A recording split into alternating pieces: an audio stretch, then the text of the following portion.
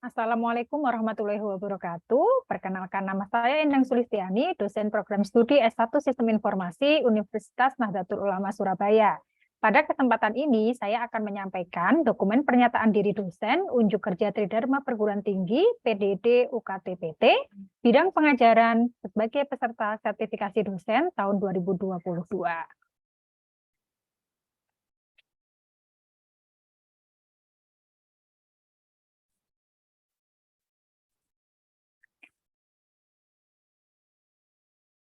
Berikut adalah profil saya sebagai dosen dengan nama lengkap Endang Sulistiani, NIDN 0780303931. Saya aktif menjadi dosen mulai tahun 2018 dengan home base adalah di S1 Sistem Informasi.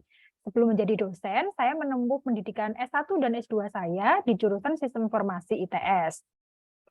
Adapun selama mengajar, mulai dari 2018 sampai sekarang, beberapa mata kuliah yang saya ampu, mulai dari mata kuliah semester 3 Analisis dan Perancangan Sistem Informasi, berlanjut di semester 4 Manajemen Proyek, Manajemen Pengadaan dan Investasi di semester 5, Perencanaan Strategis SITI di semester 7, dan beberapa mata kuliah pilihan seperti Audit Sistem Informasi, Manajemen Risiko, Manajemen Kualitas, dan juga mata kuliah wajib prodi, etika profesi, dan metodologi penelitian.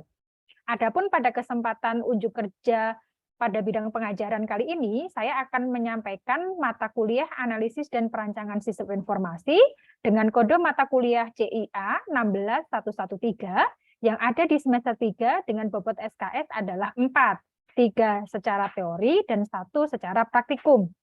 Pada kesempatan ini, saya akan memaparkan mata kuliah ini melalui deskripsi mata kuliah, kemampuan yang diharapkan, sistem pembelajaran, metode pembelajaran, interaksi antara dosen dan mahasiswa, dan juga sistem penilaian.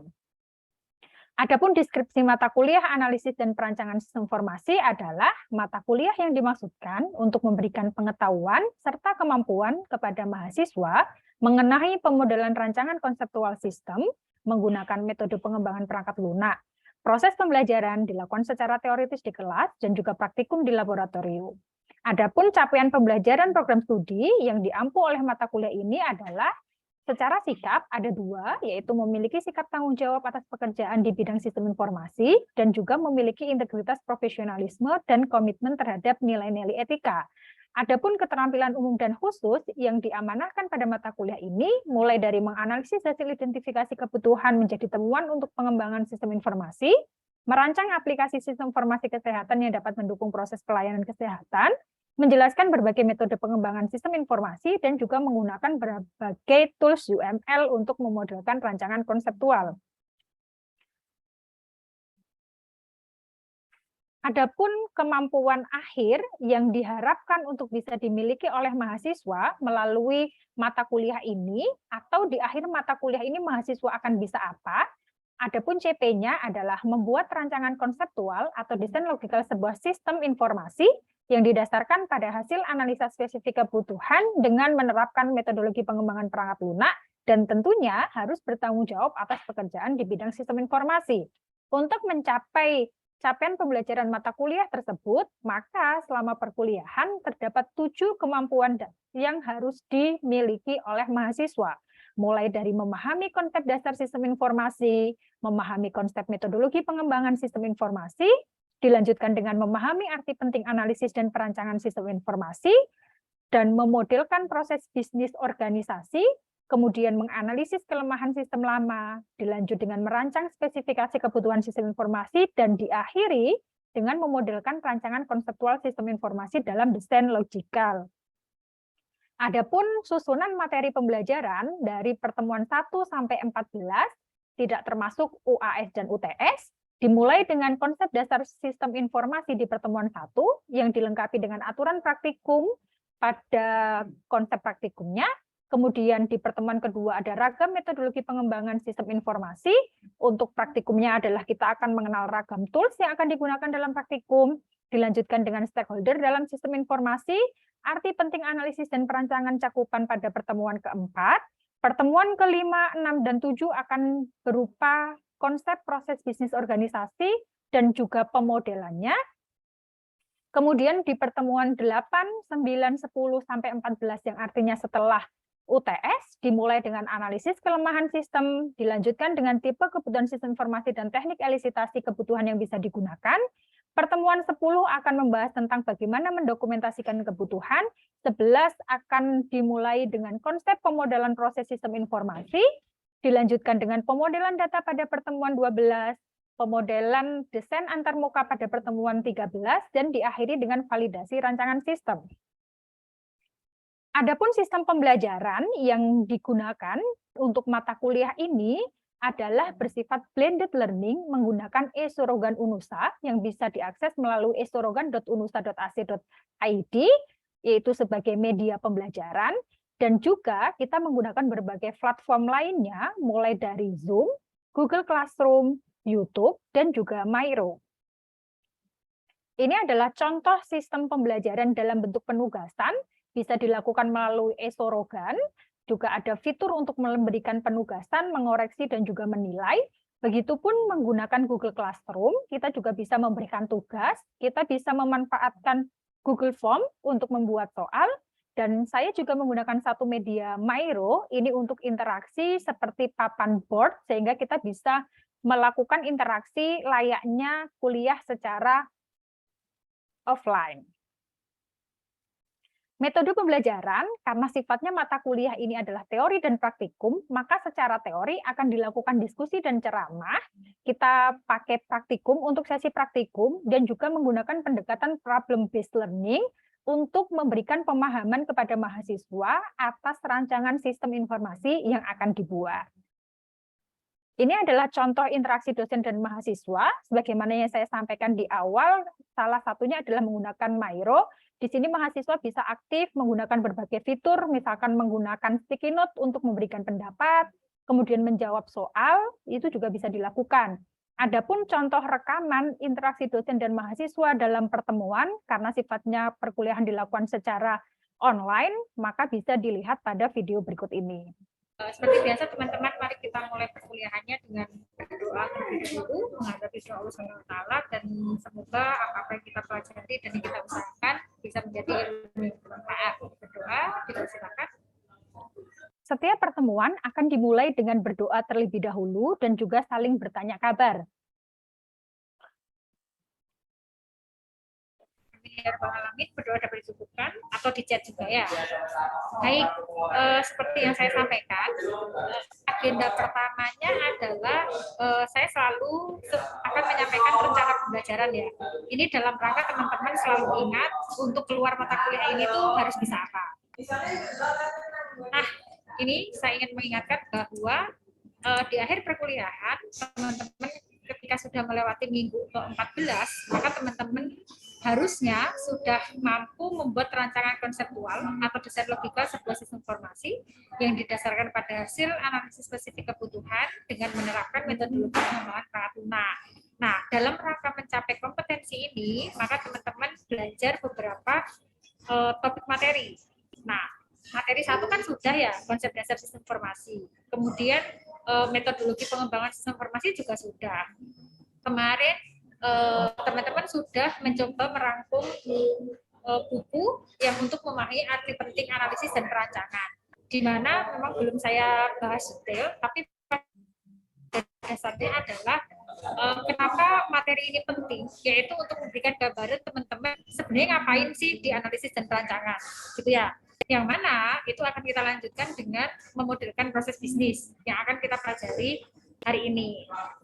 Oke.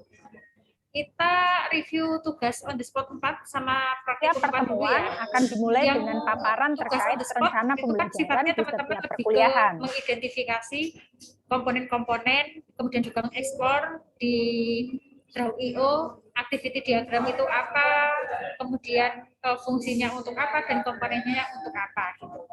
Ada yang mau bercerita dulu? Activity diagram itu apa, bisnis proses itu apa, dan usage diagram itu apa? Ya Bu, saya Bu. Kita sedikit menjelaskan tentang activity diagram yang dapat saya dapat itu Activity diagram itu tentang rancangan aliran aktivitas kerja dalam sebuah sistem yang akan dijalankan. Jadi sebuah proses dari sebuah aktivitas itu kita membuat activity diagram, begitu Bu. Dan dilambangkan dengan activity. Gitu. Kemudian Oke, baik. fungsi Boleh lanjutkan dia, silakan.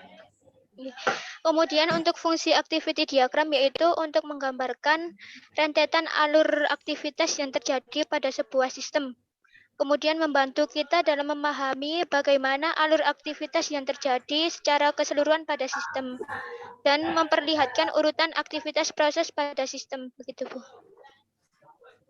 Oke, sangat jelas ya apa yang disampaikan oleh Beta, bahwa kalau activity diagram memang pada dasarnya adalah visualisasi dari alur atau visualisasi dari urutan aktivitas dari sebuah proses. Tapi semua ini teman-teman ada mungkin perwakilan salah satu untuk menyampaikan perbedaan dari visual paradigma dan Draw.io, dan kalau ditanya disuruh milih, kalian akan milih yang mana? Aktivitas pembelajaran dilanjutkan dengan sesi diskusi sebagaimana disampaikan, sehingga mahasiswa menyampaikan pendapatnya. Ayo, ada yang gentleman dan juga memberikan yang cewek juga boleh. Saya Bu. Boleh.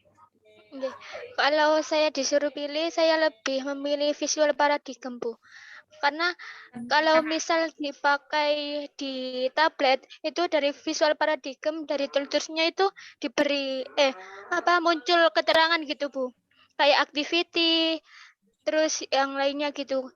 Tapi kalau tadi saya coba di Draw.io untuk keterangan pada tools-tools kayak activity gitu nggak muncul Bu. Jadi kesulitan untuk membedakan mana yang activity mana yang lainnya gitu Bu. Oh, komponen ya, penjelasan komponennya ya. Ketika disorot itu keluar namanya gitu. Nggih, Bu. Seperti itu. Oke, itu dari Beta. Ada yang mungkin lebih prefer pakai Draw.io? Terima kasih Beta. Satu mungkin. Izin masuk, Bu. Boleh? Saya nurut, Bu. Kalau menurut saya itu lebih pakai Draw.io, Bu. Karena Draw.io itu tidak memakai jaringan. Maksudnya tidak menggunakan data itu loh, Bu. Sedangkan kalau virtual paradigm ini harus online. Mungkin saya minta teman-teman coba eksplor ya, yang visual paradigm yang desktop yang bisa diinstal, yang untuk community. Ya, kalau nggak salah itu. Coba teman-teman yang ini ya, biasanya yang suka eksplor, dicoba, itu bisa kayaknya kalau yang nggak online, yang diinstal gitu. Tapi yang community ya, saya minta nggak boleh nge-crack. Coba aja. Tapi kalau memang ternyata kalian lebih prefer pakai Draw.io pun tidak jadi masalah bagi saya. Jadi monggo bebas ya, saya tidak mengharuskan pakai Draw.io gitu atau pakai visual paradigma, enggak, silahkan disesuaikan sama kondisinya teman-teman masing-masing ya. Sudah ada yang mencoba-coba atau kemarin pas ekspor itu sudah dicoba? Kemarin buat penugasan itu, Bu. Oke, ini saya terlihat ya share screen saya. Terlihat, Bu. Oke, hari ini kita akan memodelkan bisnis menggunakan use case diagram. Ya, nah untuk secara tutorialnya sebenarnya saya rasa teman-teman pasti sudah tahu ya, karena kemarin sudah mencoba mengeksplor menggunakan use case gitu. Nah, nanti teman-teman boleh dibuka sekarang Draw.io ataupun visual paradigmanya. Kemudian teman-teman coba gambarkan use case ini, use case diagram ini. Nah, sebelum itu saya mau bertanya dulu nih, yang gambar pengguna ini apa namanya? Komponen apa? Aktor, Bu. Kemudian kalau untuk yang pengguna ke login, ini relasinya apa? Yang ini teman-teman, pengguna ke login ini namanya relasi apa?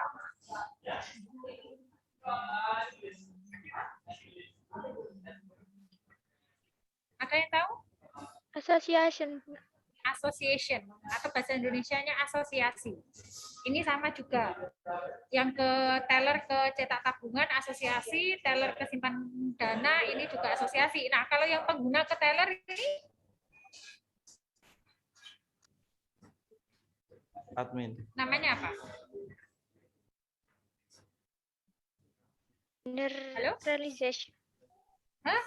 Generalization. Generalization. Nah, generalization. Ya, generalisasi. Ya, generalisasi. Benar.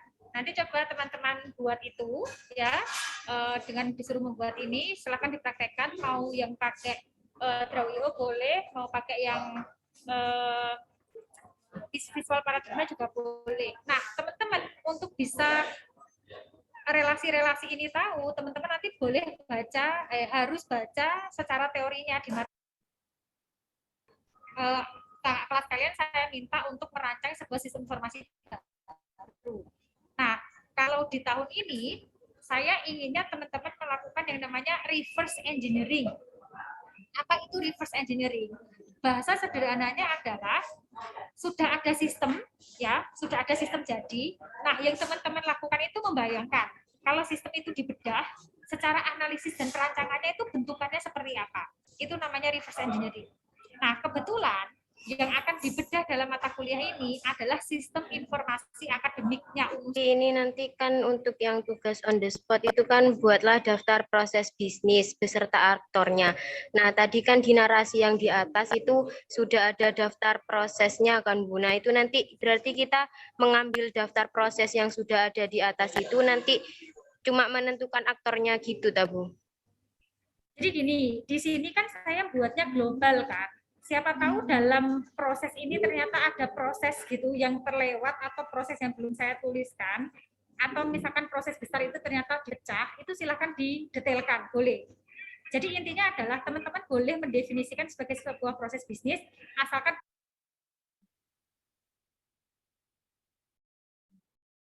Baik, tadi adalah paparan interaksi dosen dan mahasiswa yang bisa dilihat bahwa mahasiswa tidak dipaksa untuk memakai tools tertentu, tetapi mahasiswa diberi kebebasan untuk bisa menentukan dan memilih mengeksplor tools mana yang bisa sesuai dengan kondisi dari masing-masing mahasiswa. Selain itu juga terlihat interaksi bahwa mahasiswa tidak hanya menerima, tetapi mahasiswa sendiri mencoba mengkonstruksikan apa pengetahuan yang harus dimiliki. seperti biasa teman. Kemudian untuk yang terakhir adalah terkait dengan sistem penilaian. Ini terdapat komponen penilaian berupa dengan soft skill 10%, tugas 20%, kuis 15%, UTS 25%, dan juga UAS 30%. Dari masing-masing ini 50% untuk di teori dan praktikum 50%.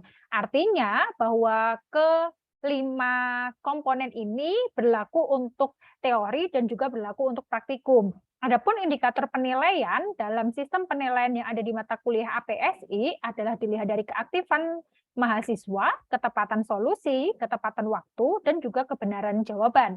Sehingga melalui sistem penilaian seperti ini diharapkan mahasiswa bisa mengeksplor dan mengoptimalkan kemampuan mana yang dimiliki. Terima kasih. Demikian paparan unjuk kerja bidang pengajaran sebagai peserta sertifikasi dosen 2022 dari saya, Endang Sulistiani. Terima kasih. Assalamualaikum warahmatullahi wabarakatuh.